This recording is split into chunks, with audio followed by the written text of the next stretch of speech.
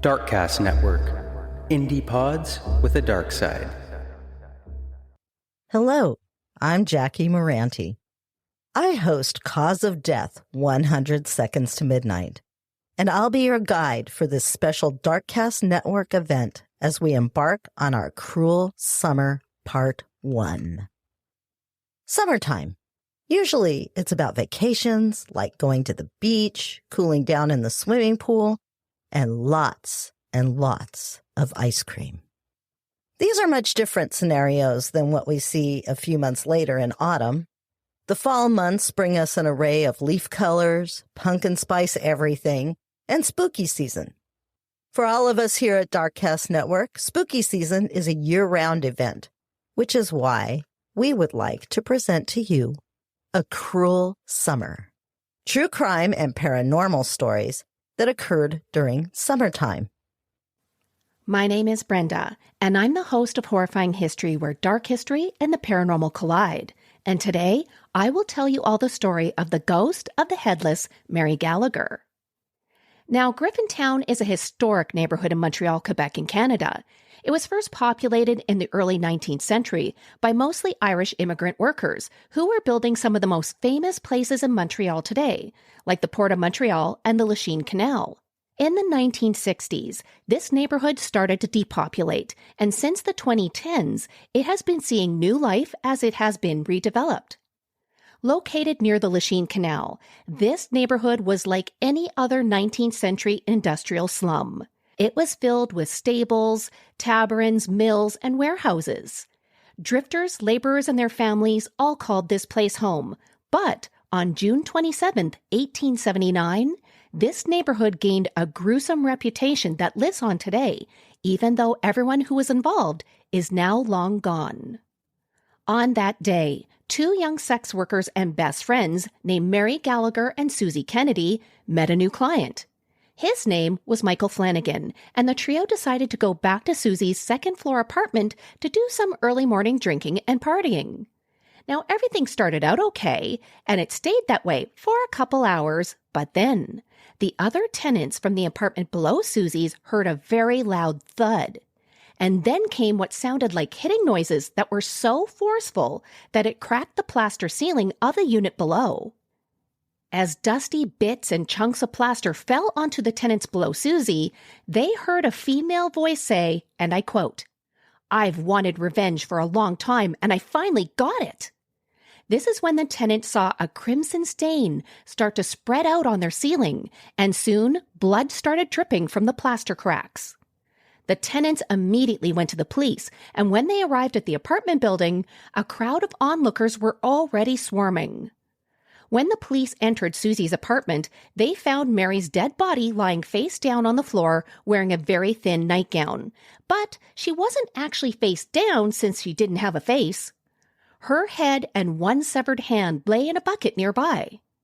The police found Susie standing right by the body, and she was drenched in blood. But according to Susie, she didn't do anything wrong. She claimed she didn't hurt Mary. She just simply slipped and fell in the horrific mess that covered her home. The police found Susie standing right by the body, and she was drenched in blood. But according to Susie, she didn't do anything wrong. She claimed that she didn't hurt Mary. She just simply slipped and fell in the horrific mess that now covered her home. Susie told police that while she and Michael slept in the front room, an unknown man who looked like a sea captain walked into her home and had an argument with Mary.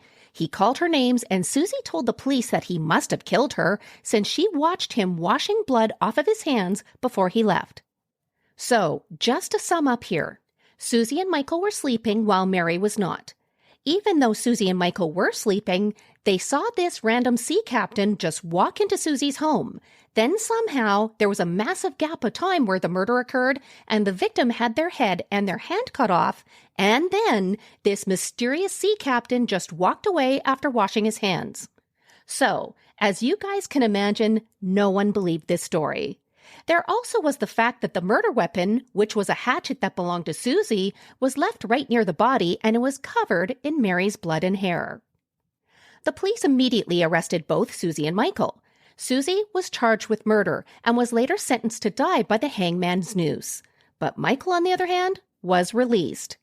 Susie didn't die for her crimes, though.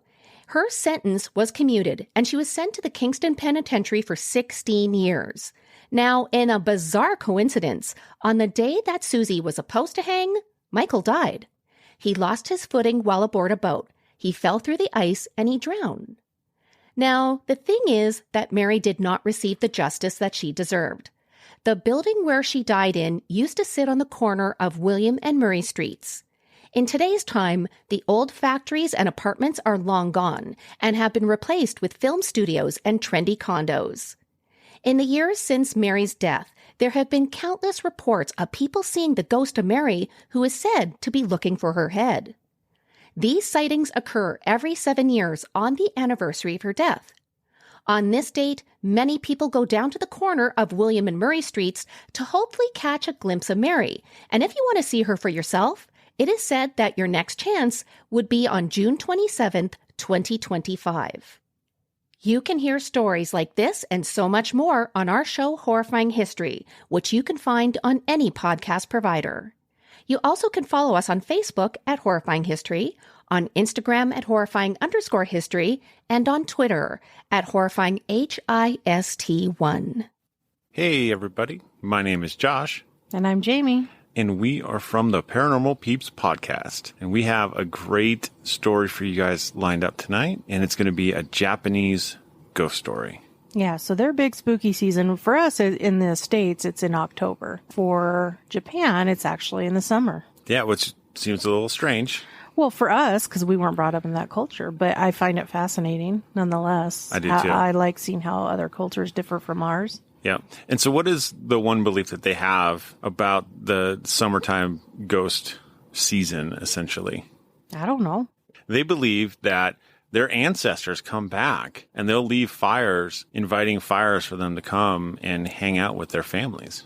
Is it like fires for them to find their way to their still living relatives? And yeah, in as cases were, but yeah. Yeah. Okay. Yeah. And and the interesting thing is the Japanese culture is so much more ancient than anything we have in the U.S. Oh, yeah. Yeah. By leaps and bounds. And they call it the season of Bon. And there are good spirits. Most of the spirits are actually, ancestral, happy spirits. Yeah. But then you have the yokai, which are evil spirits. And what are we going to hear about today? I would say let's figure that out at the end of this wonderful story. Okay. Let's get to it. So, the name of the story is Ingwa Bananshi. Is it Bananchi? It looks like Banshee to me. It looks like Banshee, but I don't think it's spelt the same way. So we'll just say Banshee. That's fine, too. It actually essentially translates into the Tale of Ingwa. Okay. So maybe it's Banshee. I mean, it's kind of have Banshee-like characteristics, so. Okay, well, let's get straight to it then. The daimyo's wife was dying and knew that she was dying. She had not been able to leave her bed since the early autumn of the 10th Bunsai, and it was now the 4th month of the 12th Bunsai, the year 1829, by Western counting, and the cherry trees were blossoming. She thought of the cherry trees in her garden and of the gladness of spring. She thought of her children. She thought of her husband's various concubines, especially the lady Yukiko, 19 years old. "My dear wife," said the daimyo, "you have suffered very much for the 3 long years. We have done all that we could to get you well, watching beside you night and day, praying for you, and often fasting for your sake. But in spite of our loving care, and in spite of the skill of our best physicians, it would now seem that the end of your life is not far off. Probably we shall sorrow more than you will sorrow because of your having to leave what the Buddha so truly termed this burning house of the world. I shall order to be performed, no matter what the cost, every religious rite that can serve you in the regard to your next rebirth. And all of us will pray without ceasing for you, that you may not have to wander in the black space, but may quickly enter paradise and attain to Buddhahood." He spoke with the uttermost tenderness, caressing her the while. Then, with eyelids closed, she answered him in a voice thin as the voice of an insect. "I am grateful, most grateful, for your kind words. Yes, it is true, as you say, that I have been sick for 3 long years, and that I have been treated with all possible care and affection. Why indeed shall I turn away from the one true path at the very moment of my death? Perhaps to think of worldly matters at such a time is not right. But I have one last request to make, only one. Call here to me the lady Yukiko, and you know that I love her like a sister. I want to speak to her about the affairs of this household." Yukiko came at the summons of the Lord, and in obedience to the sign from him, knelt down beside the couch. The daimyo's wife opened her eyes and looked at Yukiko and spoke. "Ah, here is Yukiko. I am so pleased to see you, Yukiko. Come a little closer, so that you can hear me well. I am not able to speak loud. Yukiko, I am going to die, and I hope that you will be faithful in all things to our dear Lord, for I want you to take my place when I am gone. I hope that you will always be loved by him, yes, even 100 times more than I have been, and that you will very soon be promoted to a higher rank, become his honored wife. And I beg of you always to cherish our dear Lord. Never allow another woman to rob you of his affection. This is what I want to say to you, dear Yukiko. Have you been able to understand?" "Oh, my dear lady," protested Yukiko, "do not, I entreat you, say such strange things to me. You well know that I am of poor and mean condition. How could I ever dare to aspire to become the wife of our Lord?" "Nay, nay," returned the wife huskily. "This is not a time for words of ceremony. Let us speak only the truth to each other. After death, you will certainly be promoted to a higher place. And I now assure you again that I wish you to become the wife of our Lord. Yes, I wish this, Yukiko, even more than I wish to become a Buddha. Ah, and I have almost forgotten. I want you to do something for me, Yukiko. I know that in the garden there is a Yeizakura, which is brought here the year before last from Mount Yoshino in Yamato. I have been told that this is now full bloom. I want to see it in flower. In a little while I shall be dead. I must see the tree before I die. Now, I wish you to carry me into the garden at once, Yukiko, so that I can see it. Yes, upon your back, Yukiko. Take me upon your back." While thus asking, her voice was gradually becoming clear and strong, as if the intensity of the wish had given her new force. Then she suddenly burst into tears. Yukiko knelt motionless, not knowing what to do, but the Lord nodded assent. "It is her last wish in this world," he said. "You always loved cherry flowers, and I know that she wanted very much to see that Yamato tree in blossom. Come, my dear Yukiko, let her have her will.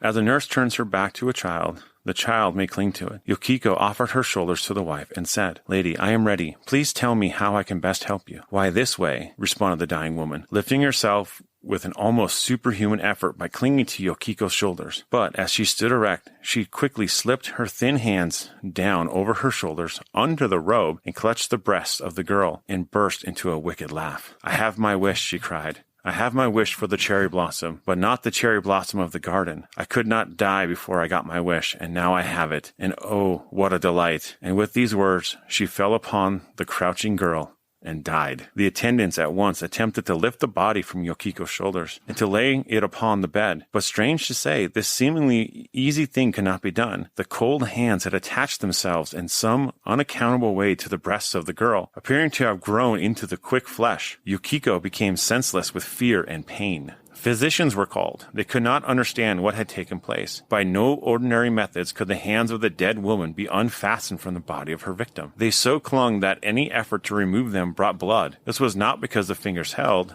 It was because the flesh of the palms had united itself in some inexplicable manner to the flesh of the breasts. At that time, the most skillful physician in Tokyo was a foreigner, a Dutch surgeon. It was decided to summon him.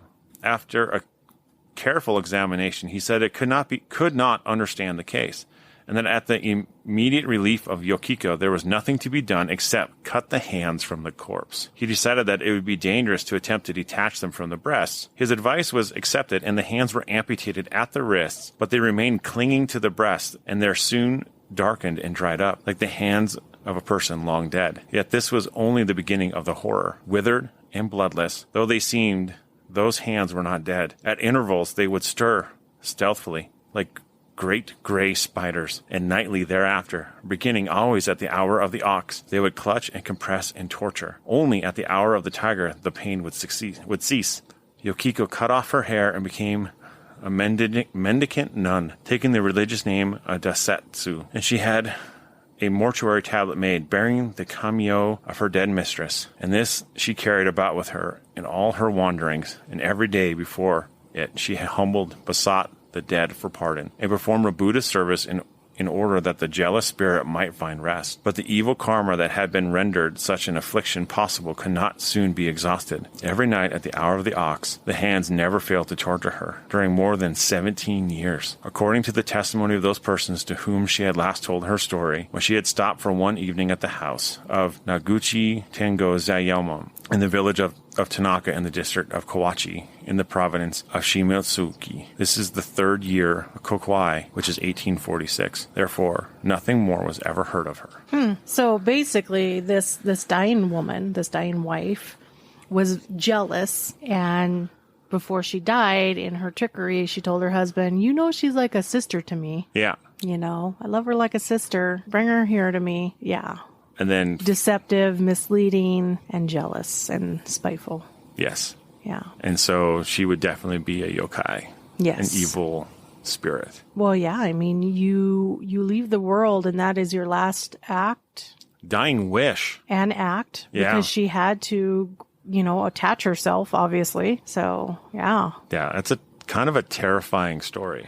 I mean, yeah. I mean, we're so used here, especially here in the States, we're so used to these, scary movies and haunting tales, and they're much more graphic. They're, but, and I've said this before on a handful of occasions, if something like this happened to you in real life, would you not be terrified? It would be absolutely horrifying. Yeah. I mean, imagine a dead person's hands seized to your chest. Like they melted into your skin. Yeah, they binded with you. Yeah. And then every night from 2 to 4, which is the hour of the ox, they twitch and torture you. Yeah. For 17 years. Yeah. How do you not go insane? That's a very good question. I think I would cut off my breasts. Yeah. Yeah. But what if that didn't work? Well, that's even more terrifying. That's a terrifying thought as well. So, yeah, everybody check us out on the Paranormal Peeps podcast. We are part of the Darkcast network. And as always, stay ghosty, my peeps. Hey there, this is CJ, host of Beyond the Rainbow, True Crimes of the LGBTQ+. Regardless of your gender or sexual identity, Beyond the Rainbow was made for listeners from just about all walks of life. As well, I'm the founder of Darkcast Network, and I feel so honored to be working with the fantastic shows of our network. The case I have for you this cruel summer takes us back a bit to the Bill Clinton administration. While many may believe inserting a cigar into Monica Lewinsky's hoo-ha might have been the dumbest thing Clinton did in office, I'd have to disagree. I personally believe the military's don't ask, don't tell is what took the cake. While the law was enacted in 1993 to protect gay and bisexual military personnel, it did nothing more than disallow them to live their truth, and it put a bigger target on their backs. The law basically stated if you're gay or bi and a member of the military, you're banned from telling anyone. At the time, thousands of LGBTQ people served to defend the United States and our freedoms. They gave their lives to protect their fellow soldiers and American citizens. But it wasn't easy. On top of their assigned duties, they had to grapple every day with don't ask, don't tell. And that required them to hide their truths, their identities, their core parts of themselves. Every single day, they felt the weight of that. Don't ask, don't tell turned into a punishment for patriotic LGBTQ Americans. And all they wanted to do was serve their country and fight for freedoms Americans are supposed to have. More than 13,000 qualified service members were discharged under that policy. Some even lost their lives due to it because they were frightened to report harassment, like Private First Class Barry Winchell, who I covered in Season 9, Episode 15, when Barry met Callie, and the young man whose case I'm presenting for you today. In 2010, President Obama revoked the Don't Ask, Don't Tell policy, much to the delight of the LGBTQ community. This particular case I'm going to tell you about was a 29-year-old gay military man in the summer of 2009 just before the Don't Ask, Don't Tell policy ended. August Provost was a handsome black Navy sailor from Houston, Texas. In 2009, he was assigned to the Camp Pendleton Naval Base near San Diego, California. August had a secret he was supposed to be keeping. Otherwise, he could be discharged from the Navy, or worse. Before the military, August was a proud and open gay man, and he presented masculine. As a naval sailor, and if y'all don't mind, I'd like to avoid calling him a seaman. There's just too many sexual connotations associated with that word. As a naval sailor, aside from his family, only a select few he really trusted knew about his sexual identity. Friends and family described August as a harmonious man, non-judgmental, fully accepting of just about everyone, no matter their sexual or gender identities or ethnicities. August was also very loving, and he had a beautiful, contagious smile. The beginning of June 2009, however, he was being bullied at his naval base. August complained to the members of his family that he was being harassed by a fellow sailor that knew he was gay. His sister told him to report the other sailor to his commanding officer, but with the Don't Ask, Don't Tell policy in place, August was reluctant to do so. Instead, August, who is non-confrontational most of the time, he just sat on the harassment and let it happen. The night of Tuesday, June 30th, 2009, August had taken his post in the guard tower at Camp Pendleton. At some point, his killer had also gained entry to the tower and confronted August. Then his killer shot him multiple times, leaving August to die at his sentry post. The killer left the tower, and he tried to set it ablaze to hide the evidence of the murder. August's body was found the following day on Wednesday, July 1st, 2009. While many of August's family and friends felt August was the target of a hate crime for being gay, his commanding officer and other military personnel didn't believe this was the case. They seemed to think it was coincidental, and since he was murdered while on sentry duty in the tower, had any other soldier also been assigned to that detail that night, they too would have been murdered in the same manner. But a military investigation into August's murder ensued, and the next day another sailor was arrested and placed into the Navy's custody in the brig of Camp Pendleton. There was strong evidence against 32-year-old Petty Officer Jonathan Campos. The Navy felt Jonathan, who'd been pulled over for a driving under the influence charge earlier in June, they felt like he was retaliating for any punishment he received for the DUI. They also believed that he planned to set fire to the watchtower regardless who was in it, and when he came across August, he stole his gun and fatally shot him. However, many others surmised Jonathan was hiding insecurities about his own sexual identity, and that he killed August to keep everyone from finding out he too was gay or bisexual. Simply put, Jonathan thought August was going to out him, but there's no concrete evidence for either theory. Friday, July 31st, 2009, military police checked on Jonathan in his holding cell around 12:20 p.m. He was checked on less than an hour before this, and everything seemed fine. But during this 12:20 check, Jonathan was unresponsive and he was rushed to a hospital where he was pronounced dead. Jonathan had taken his own life via self-asphyxiation. He had stuffed into his mouth and ingested an incredible amount of toilet paper, and this caused him to suffocate. The completion of suicide left many to believe Jonathan had killed August in order to keep his secrets about his own sexual identity. It's unknown whether Jonathan and August had something sexual going on with one another. August did have a boyfriend back home in Texas at the time of his murder. And because Jonathan took his own life, August's family felt that Jonathan took away any closure and answers as to why their beloved August was killed.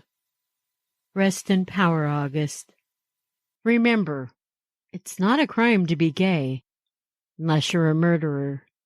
And Darkcast Network, you rock. Guess what? Chicken butt. Summertime, living sleazy. Sweating your balls off. Absolutely. Seriously, what summer means when you hit a certain age, it is time to chuck your children into the arms of whoever will take them so they don't drive you insane. Anybody want this kid? Yep, because it's going to be home for like 3 months. Ugh. Did you ever do a summer camp, pal? No. I did it once, a place called Camp Tallulah, holler to central New York. But that's where I got my like profound fear of the outdoors. It was just a mild fear at first, but sleepaway camp is where the profound fear really started. I was a homebody. I would have got homesick. I would have cried. My mom would have had to come and get me. Today, we are going to give you a small taste of a notorious crime that happened in 1977, a gruesome and tragic mystery that to this day remains unsolved. Founded in the early 20th century, the Girl Scouts, if you don't know, is an organization dedicated to the empowerment of young girls. It instills this confidence and courage. You know, they bond over activities like community service, camping, they get their badges, they sell their cookies, right? I don't want to go peddle your cookies. I was into that because I was a fat kid and I was like, yeah, I want to get some badges for selling cookies to myself. So it's fairly innocuous, promise of a good time, and it shouldn't be dangerous, right? It shouldn't be. June 13th, 1977 marked one of the most terrible and shocking crimes in Oklahoma history, which kicked off an investigation that would continue for decades. The now abandoned Camp Scott is in a densely wooded location on 410 acres in Mays County, Oklahoma. Camp Scott, a cornerstone of Oklahoma Girl Scouting, had been operated by generations of Girl Scouts going as far back as 1928. Many parents of the campers had experienced this 2-week getaway themselves and looked forward to sharing the experience with their littles. Get out by, go swimming and shit. See ya. Go do some shit. Make some friends. Earlier that day, 10-year-old Doris Denise Milner expressed hesitation about the trip to her mom, but was convinced to board the bus on the promise that her parents would pick her up if she felt like coming home once she got there. Like, hey, you know, try it out, see what happens. We'll come and get you. Might be more fun than you think. Months leading up to this particular trip, there was some very odd activity happening around the camp. A counselor found that one of the tents had been slashed open. Others on the campground reported some of their items were missing. Some heard strange noises off in the distance. And one counselor even found that a donut had been stolen from a box of a dozen, and in its place was a handwritten note, which, first of all, ew. Do not replace a donut with a note. That is not your dirty note in my donuts. Yeah, ew. Nasty because son now, bitch. depending on where that donut is, 2 to 4 donuts are inedible. Yeah, because they've touched your grimy note. Yeah, like keep your folded up, greasy threat paper away from the donuts. Donuts and threats don't go together. Anyway, this glazed threat said, We are on a mission to kill 3 girls in tent 1. ugh. All of these incidents, all of the shit, including that. Including the note and the donuts. Yeah, it was all dismissed as a prank. I don't like it. On the first night of camp, a thunderstorm rolled in, and the girls and their counselors all hunkered down in their tents to go to sleep. In order to keep a close eye on the scouts, the counselors had the tents fanned out around their own sleeping quarters. Milner was in the farthest tent, accompanied by 8-year-old Lori Lee Farmer and 9-year-old Michelle Heather Goose. Lori Farmer, a bright little girl who was said to be mature beyond her years and the youngest Girl Scout at camp that week, was excited to write home to her family in Tulsa. She told her loved ones about her 2 new friends and her roommates. No stranger to Camp Scott, having attended the camp the year prior, Michelle Goose was a shy, athletic girl with a love for plants. In fact, before leaving her home in Broken Arrow, her mother, Georgianne, told a newspaper that Michelle insisted she take care of her plants while she was away at camp. African violets were one of her favorites. Having sold enough Girl Scout cookies to be able to attend camp with her friends, Denise Milner had been excited about going to camp. She was a straight-A student and had already been admitted to a Tulsa school that was created for exceptionally bright students. However, at the last minute, her friends backed out, and Denise reluctantly went alone to camp. She was not keen on the idea of leaving her mom and her 5-year-old sister. On the bus, Denise cried. After the trio finished their letters, the girls gathered for story time before heading to bed. During story time, Denise was again upset and asked to call her mom. One of the Kiowa counselors, a young woman named Dee Elder, comforted Denise. After some convincing, Denise agreed she would wait and call her mom the next day. Meanwhile, as the girls were winding down for the evening and the first day of camp was coming to a close, a counselor in the Comanche unit stared out into the dark night. Through the dense trees, movement caught her eye. A dim light was moving through the woods toward the Kiowa unit. Anybody walking through that camp, unless you had a good flashlight, it'd be pretty much pitch black, Wilson said. As with any camp, the first nights are always loud. Excited campers enjoyed their newfound freedom with their friends, away from their parents and free to do whatever they wanted. You know, within reason. Around midnight, Counselor Carla Wilhite heard some campers giggling outside near the latrine. She woke up, got the girls, and, hey, go back to bed, brought them back to their campsite. Probably was really annoyed. Well, again, at 1:30 a.m., Wilhite was awakened by girls giggling in Tent 6. From the door of her tent, Wilhite shone a flashlight toward their tent and hollered, "Go to sleep!" Then, Wilhite and a fellow counselor, Dee Elder, walked over to Tent 6 to get these girls to quiet down. They were just like, I'm a party all night. We do what we want. From the darkness behind tents 1 and 2, Wilhite heard a low guttural sound or a moaning coming from the woods. Though they assumed it was an animal, when Wilhite went to investigate and shone her flashlight in the direction of the noise, the sound stopped. She turned around and started going back to her tent. As soon as she did that, with the light not being shined in that direction anymore, the sound started back up, Wilson said. So she turned around a second time and started walking back that direction. And as she shined the flashlight in that direction again, the sound stopped again. Wilhite would say later that when she was back in her tent trying to fall asleep, she could still hear that sound. I wouldn't be able to fall asleep. No. I mean, this day and age with cell phones, definitely would have called someone. I was like, ah. Right. Yeah. But, you know, again, this is 1977. So around the same time, a camper in tent 7 saw a light approaching the tent. Suddenly, the light flooded the tent and a male figure stood in the entryway. Terrifying. Right? Jesus Christ, those poor kids. Just as quickly as he appeared, he disappeared back into the dark, closing the flap of the tent behind him, which, by the way, the tents that these kids were in were basically just like, it was like an 8x10 wooden pallet with like some cots. With like a cloth tent around it. No security. No. Just open flaps in a tent. I wouldn't sleep in that shit. Bugs are definitely getting in. Oh my God. Yeah, forget it. Definitely. Forget it. If this dude's getting in, so are spiders for sure.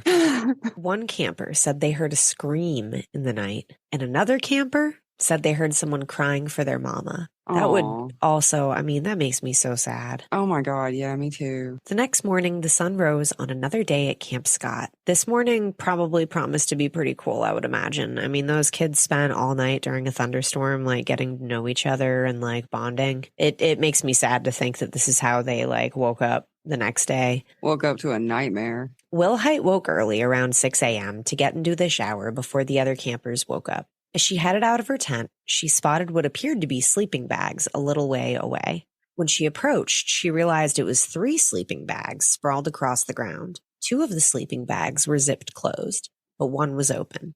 Milner, Farmer, and Goose lay dead on the trail, about 150 yards from their tent. 2 bodies were stuffed into the bottom of their sleeping bag, while 1 was left out into the open. The young girls had been brutally sexually assaulted before being bludgeoned and strangled to death. An investigation turned up a well of evidence. A large red flashlight was found on top of the bodies, and while there was a fingerprint on the lens, it was unfortunately too smudged to be ID'd. Newspaper had been stuffed into the casing to prevent batteries from rattling. There was even a piece of fabric that he'd put over the light, like it was duct taped over it, so it would like dim the light while he was walking through the woods. Yeah. Mm-hmm. The girl's tent was covered in blood, and in that blood was the print of a 9.5 sized shoe. A larger search of the 400-acre camp turned up duct tape, rope, and women's eyeglasses. Police found a nearby cave that showed signs that someone had been living there, and there were newspapers scattered around that matched the issue that were used to stuff the batteries in the flashlight. That's pretty damning. In case that wasn't enough evidence, somebody had also just kind of like doodled on the wall. The killer was here. Bye-bye, fools. 77617. The way that they wrote the date, like 6/17/1977. Oh, yeah, the year's first. Soon the police identified a suspect, 33-year-old Jean Leroy Hart. Hart had a documented history of violence, which included sexual assault. He was arrested for the kidnap and rape of 2 pregnant women in Tulsa, and he got out on parole shortly after. Yeah. What the fuck is wrong with people? You'd think pregnant women would be kind of safe. You'd think. Oh, he was in and out of jail. Burglary charges. Managed to escape in 1973. Escaped fucking jail. Like, just got out. Well, it was the 70s. It was the 70s. He probably had a damn poster of some bikini-clad sweetheart in his cell. Yeah, with a big hole behind it. Yep. Tunneled his way through a river of shit and came out clean on the other side. Well. No, fuck this guy, though. This guy really did do the things, I think, that he was accused of. Anyway, he was a member of the Cherokee Nation, and tensions began to mount as the police focused their search on him. Hart was eventually arrested, though the sheriff at the time said he was 100% certain of his involvement. Hart was acquitted in 1979 when a jury unanimously found him not guilty of murdering the girls. Yeah, because apparently the whole town loved this guy. Yeah. And there were a lot of people that were like, nah, he couldn't have done it. DNA testing has come a really long way, and recently they have linked him. Like, I think it was 2022. They were able to confirm Hart's involvement. So it kind of sucks. Like, he didn't serve time for that. He didn't go to prison for killing the girls, but he did have 305 years to serve for his prior sentences for raping pregnant ladies and escaping from prison. In June of 1979, he died of a heart attack in the prison exercise yard. Yeah, wasn't long. He had a heart attack. He done got murdered. He did. And then people found out what he did, and they were like, we don't take too kindly to child molestation, and they killed him. 'Tis possible. Eventually, Camp Scott was shut down. Alleging negligence, 2 of the victims' families sued the Magic Empire Council, which ran the Girl Scouts of Eastern Oklahoma, for $5 million. Jurors voted 9-3 in favor of Magic Empire. Attorneys claimed that scouting officials showed an unbelievable lack of caution and alertness. Despite numerous incidences, which should have prompted them to improve camp security, there's all these things that were going on for years prior to this incident, and they just gave one of the counselors, an underage counselor, a gun and was like, yeah, just defend the camp. Just shoot him. Yeah, just like, holy shit. The 70s in Oklahoma. Just shoot him. Richard Goose, the father of Michelle Heather Goose, helped the state legislature pass the Oklahoma Victims Bill of Rights. He also went on to found the Oklahoma Crime Victims Compensation Board. Lori Lee Farmer's mother, Sherry Farmer, founded the Oklahoma chapter of the Parents of Murdered Children Support Group. There's never any good that comes out of anything like this, but time has gone on. It's been like 45 years and people are still feeling the effects of it. And if you want to take an even deeper look at this disturbing case, Hulu actually did come out with a documentary called Keeper of the Ashes, the Oklahoma Girl Scout Murders. It is hosted by superstar celebrity Kristen Chenoweth. Chenoweth said of this incident that occurred as an 8-year-old girl to children that she vaguely remembers passing in the hallways of school, quote, "This happened. There's no closure. There's no pretty red bow at the end. And when I think of those 3 girls, I wonder, what's the best way to honor them? And that's why I've come back home to find answers once and for all and make it about me." It has to be seen to be believed, honestly. It's very self-congratulatory about her survival of something that she wasn't even she wasn't even there for. Joanna Wright, a girl who was legitimately affected by this nightmare, almost chose tent number 7 in the camp's Kiowa unit, but ultimately chose another tent. I just didn't like the location. She said. There were a lot of woods around it, and I just didn't like it. I wouldn't have liked it either. Got some vibes. That camp was set up weird, and those poor kids were like the furthest away from any kind of authority figure, authority in quotation marks, because they were teenagers, but they were the furthest ones away. The counselors were in the middle, and then the campers fanned off out to the side. And so there were 2 tents that were like super crazy far away from any kind of assistance. Absolutely. The tent the furthest away have the least amount of kids in there. Like if there was a free space, a counselor should have gone in there. Right? They could just give them a gun. I mean, yeah, just give them a gun. Fuck it. They'll be fine. I'm an 8-year-old. Here, have a gun. Here's a handgun. You know how that works, right? Yeah, you do. You're from Oklahoma. It's fine. They were Oklahomians. Oklahomies. I hope that's what they call themselves. They better. Creepy Tapas. Check us out wherever you listen to podcasts, guys. We have all kinds of cool stuff. Thanks for listening, y'all. Thanks, y'all. Bye. Bye. Hey there, friend. My name is Keely. I'm the host of Misty Mysteries, a true crime and paranormal podcast that brings you ghostly spooks and chilling crimes every Wednesday. Today I'm telling you about the well-known case known as Lady of the Dunes, a former Jane Doe case, but still unsolved homicide.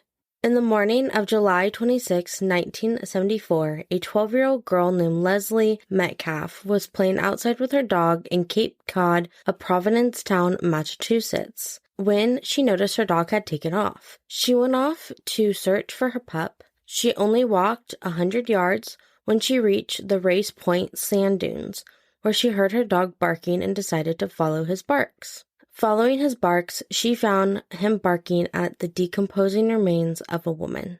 The woman was found naked, lying face down. Half of her body was on a green beach towel, as if she had been sharing the towel with a friend. Her head rested on regular blue jeans and a blue bandana that had been folded and was covered in blood. She had green eyes and auburn hair. Her toenails had been painted a pink color. Her hair had been tied back with a golden flaked hair tie, but her ponytail had been very disheveled. She was determined to be between the ages of 25 to 40 years old.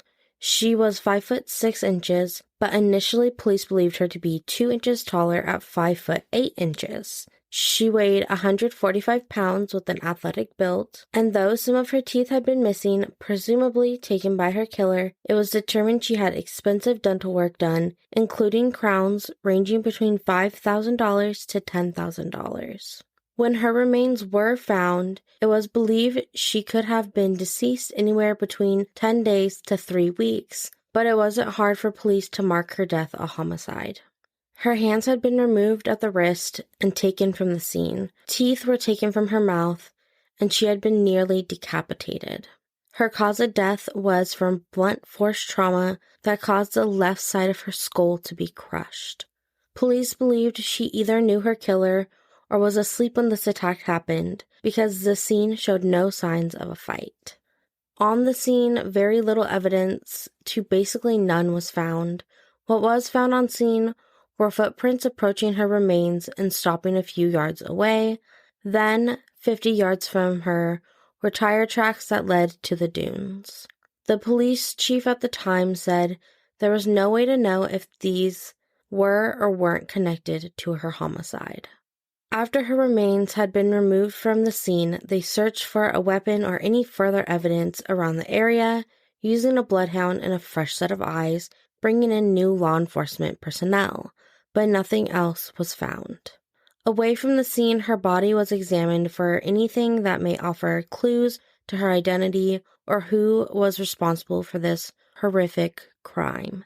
Her clothes were searched for any identifying information, but again, nothing was found. So police set off to search elsewhere. They went to motels, hotels, and other locations those vacationing may stay to see if someone had gone missing, but nothing came of this. They then used the victim's characteristics and appearance to compare her to the thousands of missing persons reports, looked into the owners of every vehicle with permits to drive in the dunes, or those who had abandoned their vehicles in the dunes, but this led nowhere.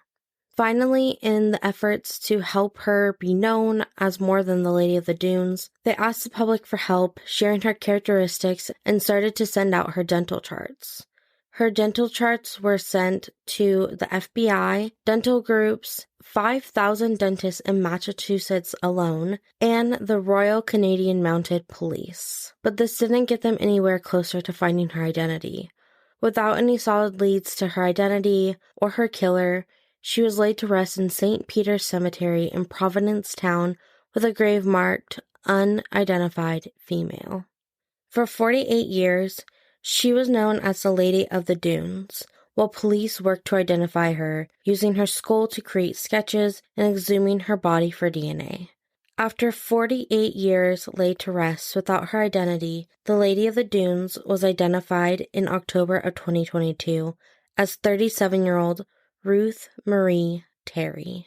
Ruth was married to a man named Guy Rockwell. Guy was an antique dealer who was suspected of the deaths of his previous wife and stepdaughter in 1960. Knowing that Ruth is the Lady of the Dunes, the investigators are now looking for more information about Guy, although he did pass away in 2002 in California. And they're looking for more information on her time in Massachusetts before her death. If you want to hear more about Ruth, in-depth details of this investigation, including theories of her possibly being a background in the movie Jaws, or a false confession of a serial killer, you can check out the longer and way more detailed coverage of this case on the Misty Mysteries podcast. I hope you join me soon. Until then, I hope you have a safe and cruel summer, and you enjoy all the rest of the stories from my Darkcast friends. Hello everyone, my name is Sinister Steph, and welcome to the Darkcast Network's Cruel Summer episode. Today I wanted to share a little sinister summer story with you. Unfortunately, bitter custody battles between parents are a tale as old as time. However, the battles that are taken much further than a court of law are thankfully a little less common. During the summer of 2011, 27-year-old Laura Jean Ackerson was going through a terrible fight for custody of her toddler sons Grant Hayes IV and Gentle. Her ex-boyfriend Grant Hayes was making life hell for her. The two had joint custody over the children, but that wasn't enough for greedy Grant. He had already moved on with another woman named Amanda, and they were married in 2010. Shortly after they were married, Grant and Amanda welcomed a new baby of their own. So why couldn't Grant just leave Laura alone? She was a fantastic mother, very loving and nurturing, but for some reason Grant seemed determined to try to take any happiness away from Laura that he could. In spite of all this, Laura was really trying to move on with her life as well, but it seemed like every time something positive would happen for her, there was Grant, a big gray rain cloud looming over her head. Laura lived in Kinston, North Carolina, and worked successfully in the marketing industry. She was well liked for her cheerfulness by just about everyone who came in contact with her. On July 12, 2011, Laura was emailed by Grant to come visit their boys on Wednesday, July 13th after her work. But in order to make the visit, Laura would have to go to Grant and Amanda's apartment in Raleigh instead of meeting at a neutral site like a family restaurant. Laura, however, would never miss the opportunity to see her children, and I can identify with that, so of course she said that she would be there. She was supposed to be present for a conference call with a coworker later that evening for work, but she missed it. Her coworker did know that Laura was going to Raleigh to visit her kids for a bit, but Laura missing the phone meeting still worried her a little bit. 2 days later, on July 15th, Laura was due to pick up the boys for her parenting portion of the week. However, she never showed. On July 18th, that same coworker I previously mentioned reported her missing because Laura had still not shown up for work, and it had been now several days that she could not be reached. A few days after she was reported missing, Laura's car was found in the parking lot of an apartment complex that her and her boys used to live in with Grant when they were all together. The complex was in Raleigh. On July 24th, Laura's remains were discovered in Richmond, Texas. She had been dismembered. Her body parts were located in 3 different spots in a creek, and because of the grueling summer heat in Texas, the decomposition of her remains had settled in rapidly, making it nearly impossible for the medical examiner to determine exactly how Laura had been killed. It was finally ruled as undetermined homicidal violence, but their final findings suggested she either succumbed to asphyxiation or blunt force trauma to her neck. Investigators had their work cut out for them. They started to first look into the circle of people in Laura's life, beginning with her ex-boyfriend and father of her children. Detectives visited Grant at the apartment he shared with his wife Amanda and their children. Immediately, detectives noticed a strong bleach smell emanating from the apartment.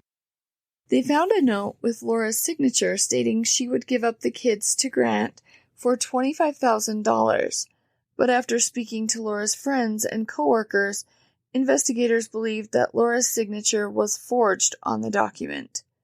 Detectives were also somehow able to determine a shower curtain, a vacuum, and bathroom rugs were missing from the apartment. Grant and Amanda moved quickly to the top of their suspect list. With a little searching, law enforcement discovered that Grant had recently purchased gloves, bleach, plastic sheeting, a reciprocal saw, goggles, garbage bags, ice, and some ice chests. Nothing suspicious there with his ex-girlfriend and mother of his toddler sons missing, right? They also found all of these items were purchased before Grant, Amanda, and the kids had left for a trip to Texas. After arriving in Texas, Grant purchased some bottles of muriatic acid and was seen on a home improvement store's surveillance doing this. Amanda was seen on video footage dumping some of those empty bottles of muriatic acid near her sister's residence. There were also witnesses that could place Grant and Amanda near the creek in Texas where Laura's remains were found. Detectives surmised that Laura was murdered in Grant and Amanda's apartment. The couple dismembered her with the reciprocal saw, and her body parts were stored in the ice chests. When none of the couple's previous attempts to dispose of Laura's body were effective, they rented a U-Haul and drove to Richmond, Texas, where Amanda's sister lived.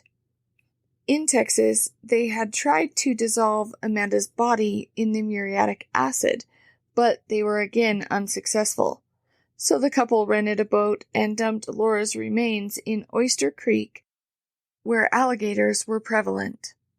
Grant and Amanda hoped that alligators would eat all of the evidence, but thankfully the alligators were non-compliant with the couple's plan. Grant and Amanda Hayes were arrested on first-degree murder charges, and as often happens when couples are arrested together for crimes, they turned on each other pretty quickly. Amanda insisted that she was fearful of Grant, and he threatened her if she didn't help him. Grant insisted that Amanda had strangled Laura to death, but it was an accident. I don't know how you accidentally strangle someone.